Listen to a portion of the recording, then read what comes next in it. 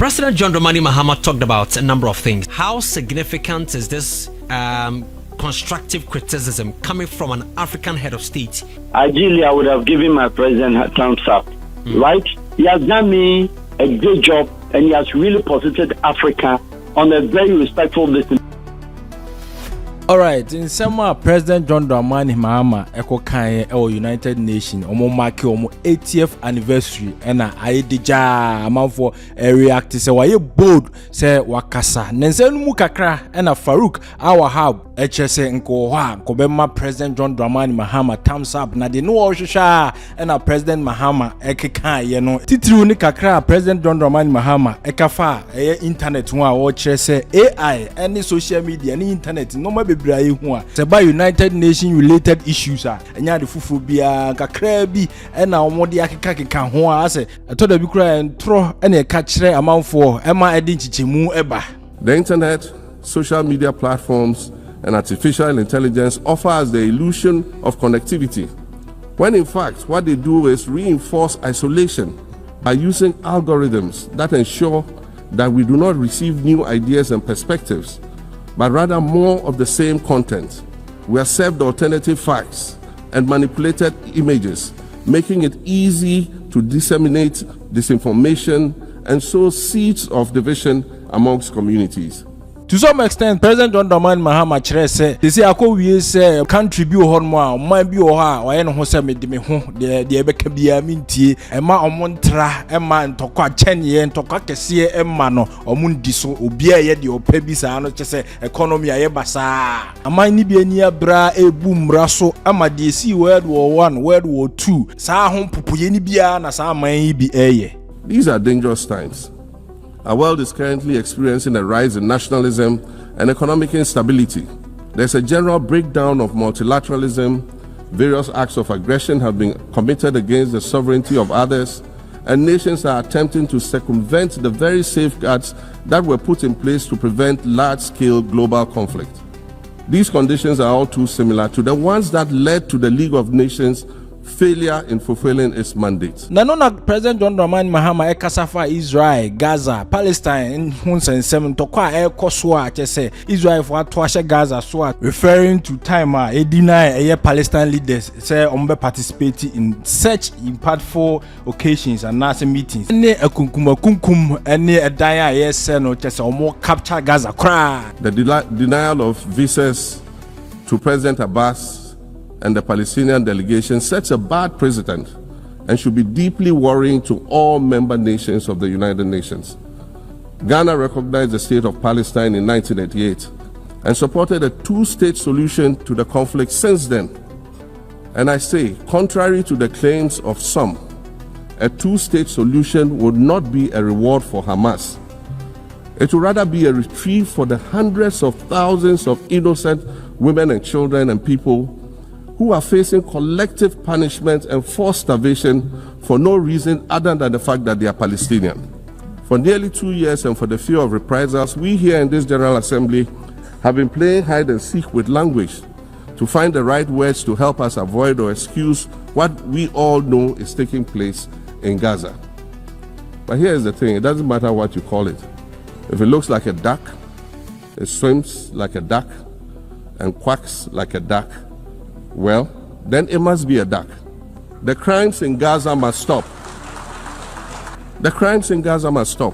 Now, President John Dramani Mahama eka Gaza and Israel in some year, what you said, the crime in Gaza must stop, no. And no after Farouk Wahab ebeka say, asema President Aken Israel ambassador to Ghana or Ghana CCA Wahab reply President John Dramani Mahama amba Wahab reply na nisema okay no kire say President John Dramani Mahama pointer orezi ye efa Gaza hono eyampa pa nenso so ema president enhwe pictures keke videos as amanfo prepra enkwale su ni sanoma no ema ne mfa njeje na ensem no mu no na Israel for any Gaza Palestine ensem no emu do pa. And speaking at a press conference in Accra on Friday, Mr. Roy Gillard HRSA or acknowledge the president's concerns no raise no. Now, president had some very strong points, but insisted that Israel cannot be judged by images alone.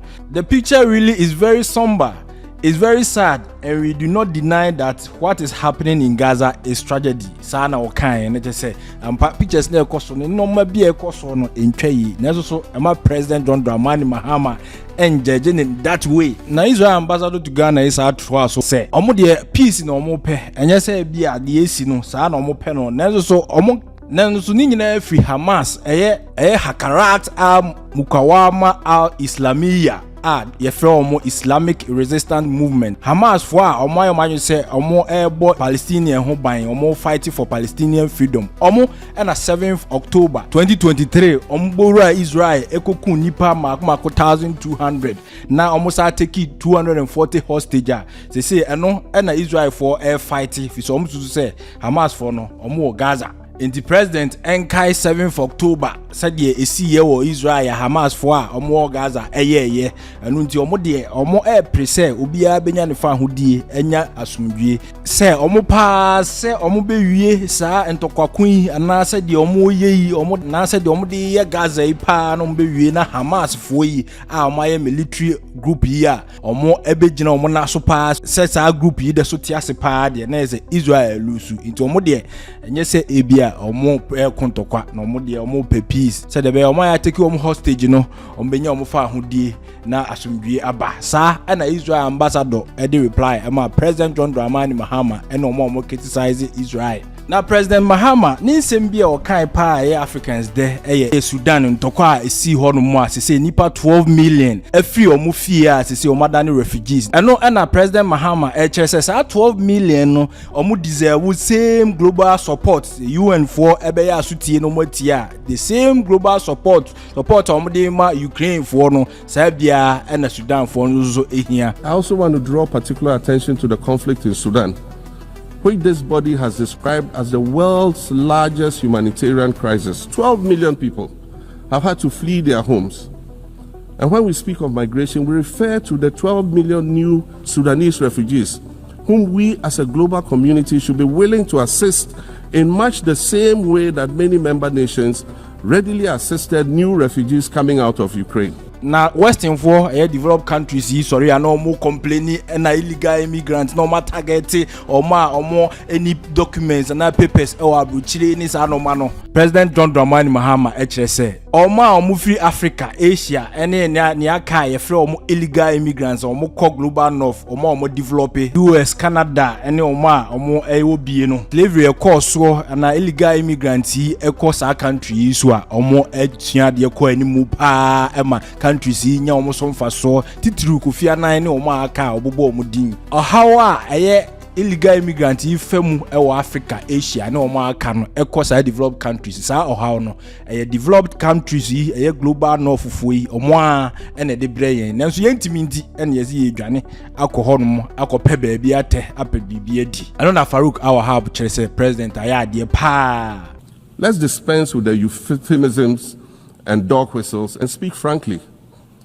It is not a mystery that when leaders of Western nations complain of their migration problems, they are often referring to immigrants from the global south. But many of those immigrants are climate refugees. And interestingly, the global north emits 75% more greenhouse gases than the global south. However, the effects of climate change are more severe in the global south because we lack the resources to address them effectively. And so when the desert encroaches on our villages and towns and they become unlivable, we are forced to flee. Wasan Shire, a Somali-born prophet, a Somali-British poet born in Kenya to Somalian refugee parents, was London's first youth poet laureate. She writes in her poem titled Home. And it says, you have to understand that no one puts their children in a boat unless the water is safer than the land. No one bends their palms under trains beneath carriages.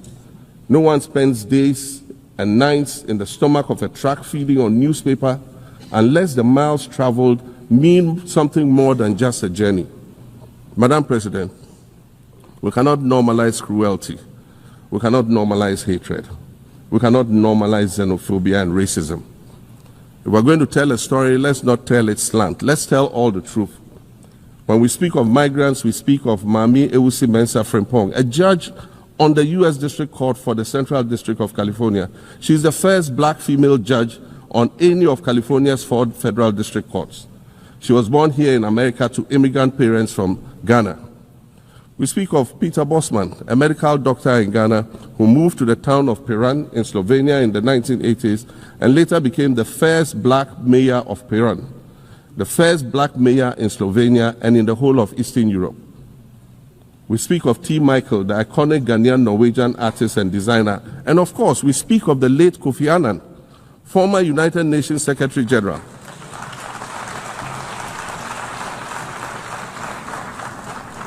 Former United Nations Secretary General, a Nobel Peace Prize recipient, who was born in Ghana but spent his adulthood in various places in America and Europe.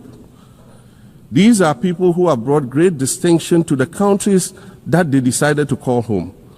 Just as the migrants and the children of migrants before them did, I dare say these are not invaders. These are not criminals. Madam President, the slave trade must be recognized as the greatest crime against humanity. Anyway, and before say Israel ambassador to Ghana ever responded to President John Dramani Mahama speech, na Farouk Wahab akasa dada obo president abaso said nika no wakano. UN United Nations the so omo ye pa 80 years no osusu say enye sa na akwa akoduru. Good evening, sir. President John Dramani Mahama talked about a number of things, but I mean, first of all, before we get into the breakdown of the issues he discussed, first of all, 80 years on, United Nations General Assembly, would you say Africa, Ghana has been a beneficial of these successive congresses that we've held in the past? Well, I mean, one would say that yes, they've achieved a lot of, let me call it some height.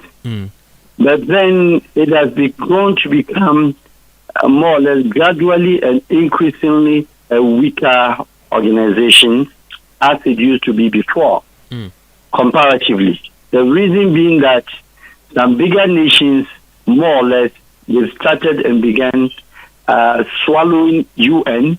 UN had become just, let me call it, an existing tool, an organization ordinarily, which has put the whole world together. Undoubtedly, they have achieved some goals, some aims, but greatly, I think the organization 80 years stresses very, very, very, very, very bad situation as compared to when, since its inception or some 20 years ago. Reason being that some countries disrespect the UN with impunity, and the UN is biteless, they can't bite. A lot of countries have taken unilateral decisions and went their way and did a lot of things UN could not until now. And then UN itself is also meddled itself with selective, call it, either selective justices or certain countries are pampered babies, which are used either as cash cow for the UN itself, or some countries are being taken as UN's pampered kids, whereas others are completely are not in the books of the UN. So if you look at it from that angle, you put it up in summary form, I would say that UN has not lived to the expectations. 80 years, one would have seen the maturity of a man born 80 years, the sense and then also the wisdom. So if at 80 years, if not sickness, and the father or a man in 80 years right now, you realize that maybe his thinking abilities, everything becomes, that is compared to the human structure in human body and mental retardedness. So let's look at an organization which increasingly are developing methods, creating wild and extra more commissions, creating offices, commission upon commission. UN used to have umbrella groups, about 6. The UNICEF, the UNHCR, the FAO, the UNDP, the major one. But now that one would say that we have gotten a lot of umbrella groups that are supporting the UN, that should make the work more efficient.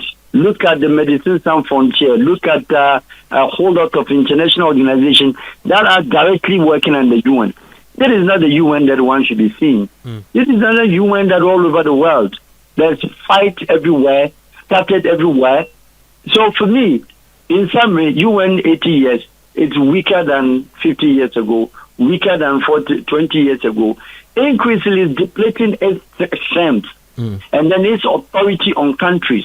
And very soon, in the next 5-10 years, if it goes like this, I'll be very much afraid if even the United Nations General Assembly, one is called and any country will respond.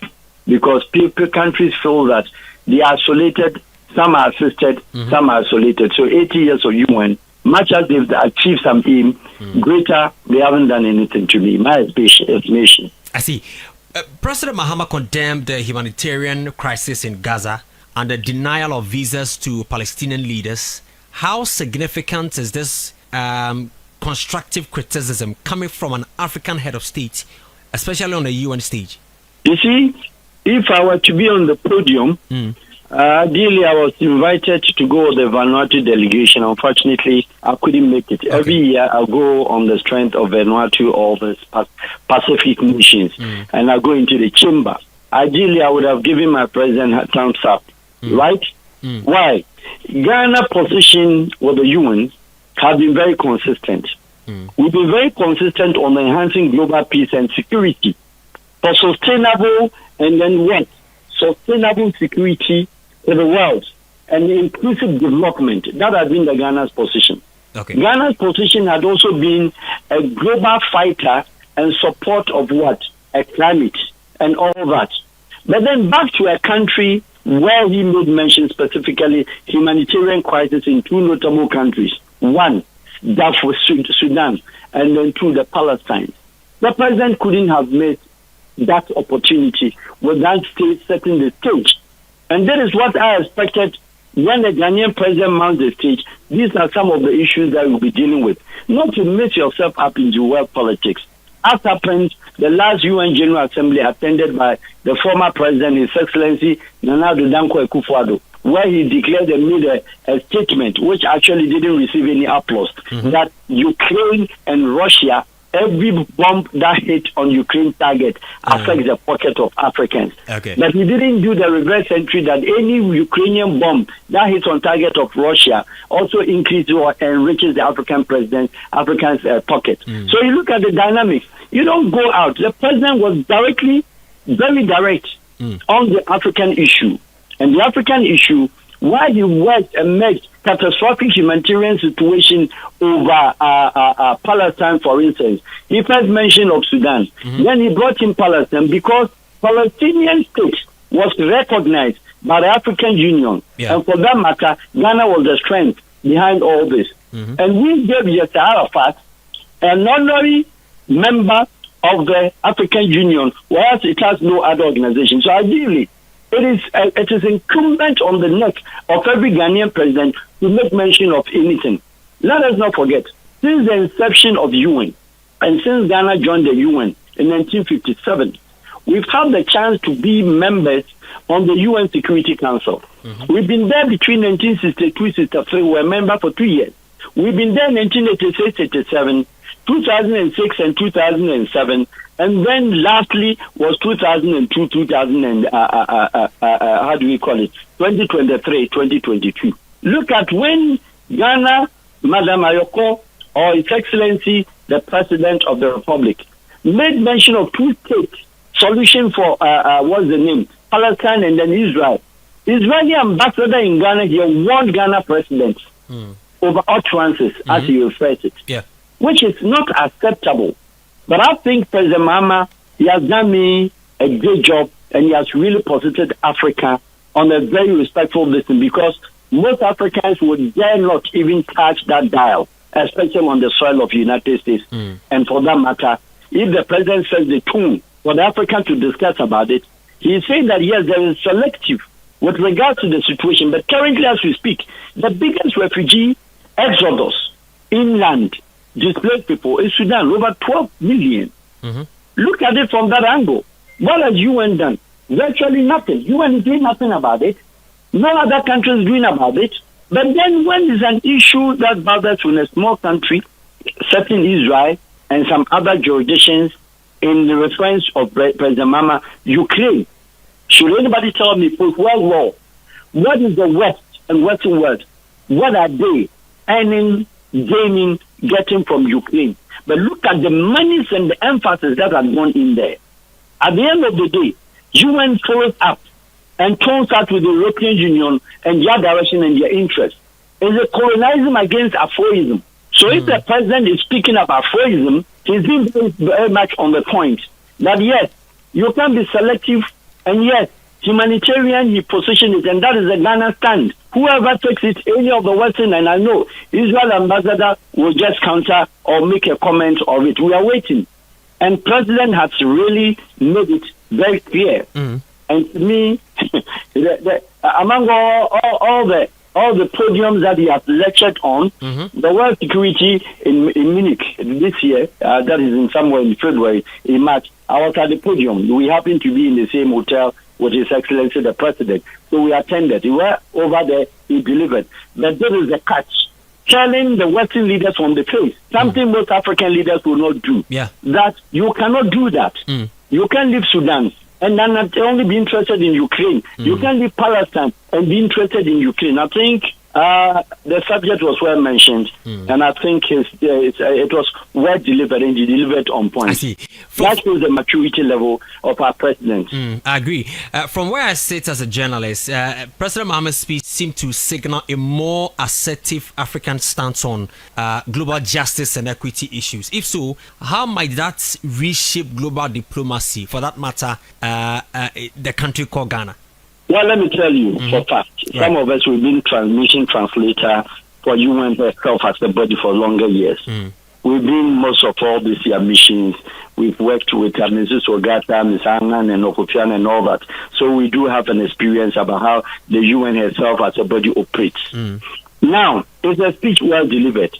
Whether the Europeans or the Western leaders call it the global power, whether they see it, it is in that podium the Africans, the Asian Caucasus, the Caribbean Caucasus, the Pacific, and the entire HDP member country.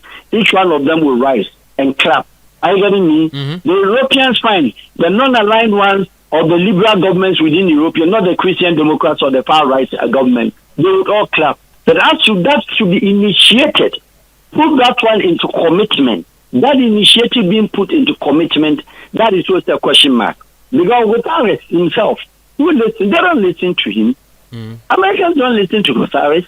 UK, British don't listen to him to some extent. Even imagine a global power, no other country like a superpower like France. I believe you've heard how the French President Macron was being treated on the streets of New York, like any ordinary, sorry to say, ordinary person, with disrespect and impunity. So in such messages, while you can drop home, as the president has done it, but shaping or changing the global or have any dynamics to do with the global politics or the shape of direction of the UN, at the end of the day, I can still tell you that in as much as we have only 6 permanent Security Council members, and then 3 of them strongly they are having a veto power to veto anything, and then they are also having the right, also maltreating countries that they feel they can, and also taking unilateral decisions against the wish and the will of the UN, it continues to be as such. Yes, he has done well. The Africans must unite together strongly once more and present themselves on the global platform, interface with the UN, which to me, when you meet them or you see them at the podium, the power is a bit less. Why? But we having the biggest continental level in terms of participation and the 183, 190 countries with flags. The bloc is Africa. 56 nations are in there. 54 solid members, except St. Anthony and some few countries that haven't got the magnitude to be members of the UN. Even with that, they recognize some of the UN charter and resolutions, etc. But a membership of 54, how is the size of the whole Europe? 48 members, the whole Europe. How many Asia? How many does the Caribbean and etc. bring on board? Australia, the Oceania. How many members do they bring on board? We are the strongest. So if it comes to decision, I've mentioned that the UN itself as a body is very biased, without any reservation, without anything. Because one, block the whole Africa. Something Gaddafi has ever raised it on the podium. Nelson Mandela has ever raised it before. Kwame Nkrumah then at that time raised it. and then some few Pan-Africanists have raised it. Look, we are not members. We don't have a permanent member with the UN Security Council. Who are the permanent? With the United States, the United Kingdom, and then the France, the China, the Russia, and then I think now the India. So if these are permanent, where is the African continent represented? We only call him as an honorary member for 1 year or 2 years, and even with that, when we have the chance to chair the Security Council, none of our message is being taken. Even at the time Mr. Kofi Annan, no African had a chance to be what? To be a security member. Whereas we have Boutros Ghali, Mr. Kofi Annan succeeding one after another, all African UN Secretary General. We couldn't be present. So what I'm saying is that there should be a strong proposal for the entire continent to say that, look, we are also a superpower when you put us one in a block. So Africa, we don't need to be called 2 years. That Ghana comes 2 years, you come, you bring Gabon. And cleverly what they do, anytime they will select an African African country to be part of a temporary, call it an honorary membership or temporary member of the UN Security Council, they normally will pledge that African country against another when they are voting. The one that Ghana won 2022, Ghana will start against Gabon, Albania, and Brazil. Look at how they did it. They pick Europe, they pick South America, and then they pick two Africans, fight with each other.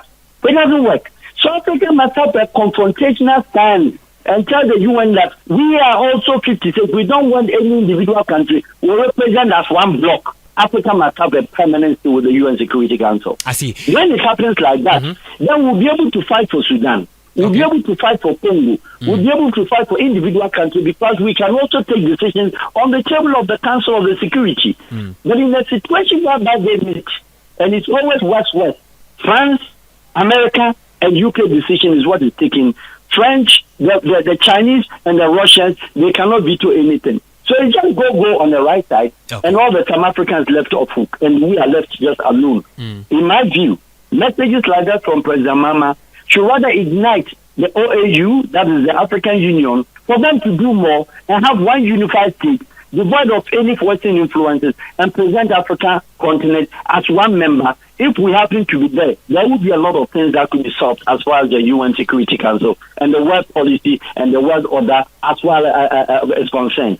After the UN Security Council and the UN Secretary General, there's nothing they could do for any country in Africa. Fantastic. And I'm glad that you've talked about what the African Union can also do. So, I mean, from what President Mahama talked about, I mean, no wonder he received applause from union members. It suggests that the UN is ready to take some reforms to reshape the UN 80 years on.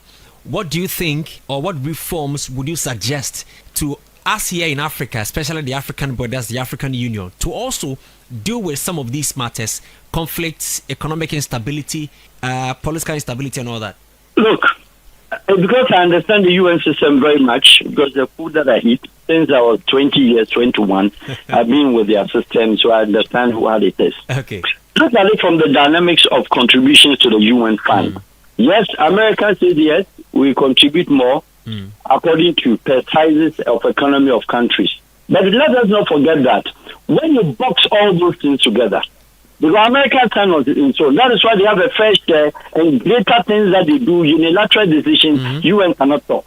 But come to terms with countries like Peru, the Latin America, Peru, El Salvador, San Salvador, name them, Colombia and all that.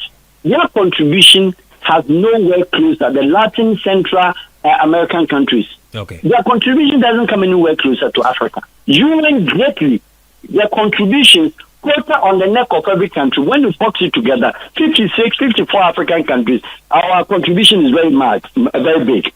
But when it comes to humanitarian crisis, look at UN's responses. Look at UN's responses to Liberia during the genocide. When even the American President Jimmy Carter at that time had stepped forward that he wanted to move and solve the problem of Liberia, and he even wanted a special envoy to oppress because he understood the story of Africa and for that matter Liberia, UN left him alone. The man fought alone without the assistance and the support. Yes, when Liberia at the same time, when Rwanda at the same time, and the Yugoslavia war broke out, Look at the world response.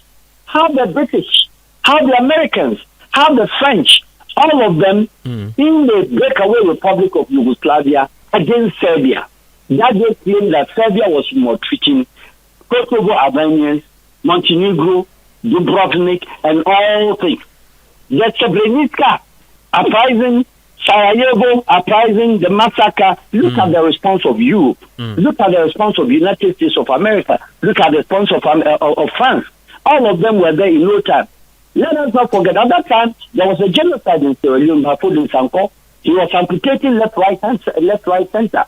Chachela was amputating left, right, center. Rwanda was in flames. Pierre Boyaya was also misbehaving in Bongi in Central African Republic. What about Burundi? Africa, but 13 countries, especially in the Katanga provinces, all of them were in flames. What did UN do? It was left in the hands of Africans fighting, turning ourselves until we were tired and stopped. UN didn't come there. Sorry, no, they didn't come there. The time UN came, Sanko was based in Pono, Kenema, destroying Puja to Freetown, destroying the whole country. So now, therefore, if we are saying that the UN reforms, if we are to advise the UN, nobody is to advise UN, my brother. UN knows what they stand for reforms. But then their reforms, their reformations and reforms, does it affect America or enhance America? Answer is no. They cannot decide.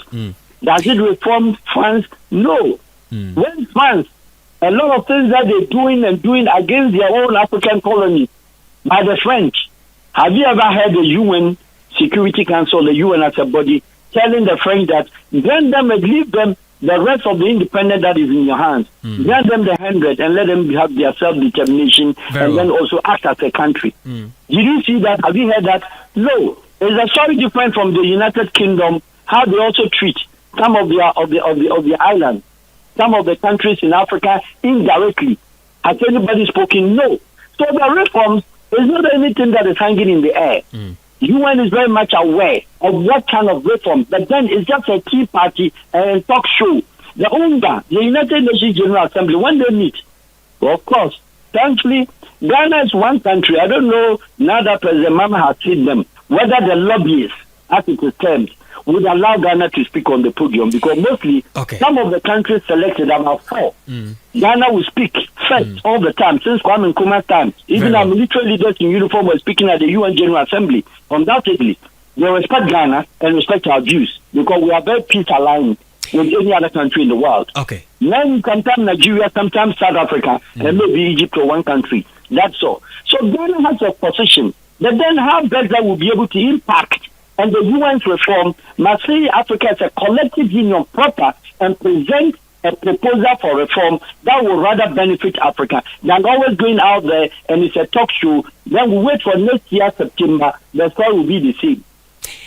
Wahab, thank you so much for your time. I'm grateful always. Abusia, Adwumapa on demand service for and Eka say, Adwumapa on demand for say o pese wo di dwuma bia nkankanga for amwo brochire a obe hia nipa didi so ya tilers anasa building constructors fashion designers chese auto mechanic bia wo pese wo di sa dwuma bia ma no obekọ ye app no so na wa download Adwumapa on demand service ayansa so abekọ www.adwumapa-on-demand-service eno so obekọ ko hu edwumadi edi nyina ni trimopo nyina no se ye boawo ema okokofo obi ana wudi dwuma bia nipa okokofa no esansa wonim na kira kwan bia nti no to bi kura nipa na gisika wie open here na hu no Adwumapa on demand for aba ama sa ha nyina afiri ho esansa obi bia ya de be ma so woni dwuma bia ma no ya ye background checks ehu se se nipa yi onim ne wo ye enye kwanche trefa ni bia wonim de wo ye ene ye fa no edna ma wo na nigisa ba ko omu ne se onipa bia de be ma wo a odi be di dwuma bia no